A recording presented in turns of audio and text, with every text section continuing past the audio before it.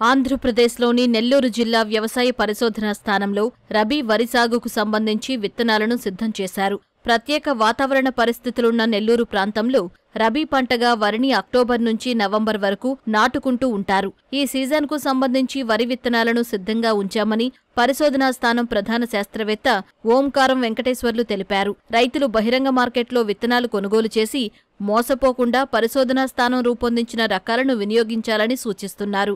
ప్రస్తుతం NLR 34449, BPT 5204 వరి విత్తనాలు అందుబాటులో ఉన్నాయని, బీపీటీ వరి రకం కిలో ₹47, నెల్లూరు మసూరి వరి రకాలు కిలో ₹42గా నిర్ణయించారు.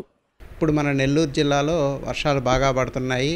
రబీకి మనకు అనువైన సమయము. సో అందరు కూడా మన దగ్గర విత్తనాలు తీసుకెళ్ళి నార్లు పోసుకుంటున్నారు. మన దగ్గర నెల్లూరులో మనకి ముఖ్యంగా నెల్లూరు మసూరి, బీపీటీ, అట్లాగే 354, 40,024, 30491 భరణి అని ఇలాంటి రకాలన్నీ కూడా ఉన్నాయి.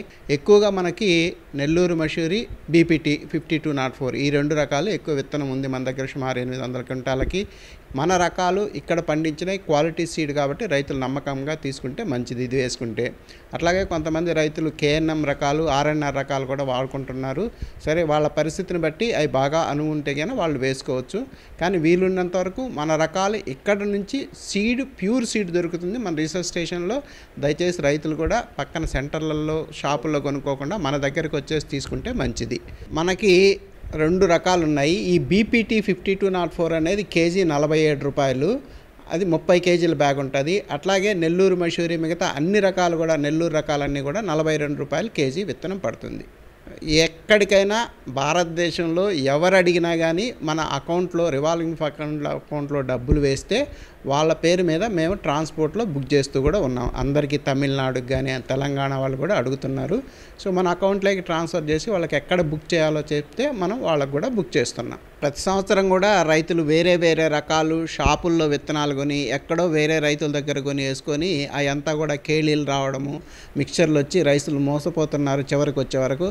కాబట్టి రైతులకు ఒక విన్నపం ఏంటంటే, ఎప్పుడు కూడా మంచి విత్తనం, క్వాలిటీ విత్తనాన్ని మనం పరిశోధనా స్థానాల నుంచి తీసుకొని అదే విత్తనాన్ని మనం కేళీలు తీసివేసుకుంటూ 2-3 సంవత్సరాలు కూడా మనం ఆ విత్తనాన్ని వాడుకోవచ్చు.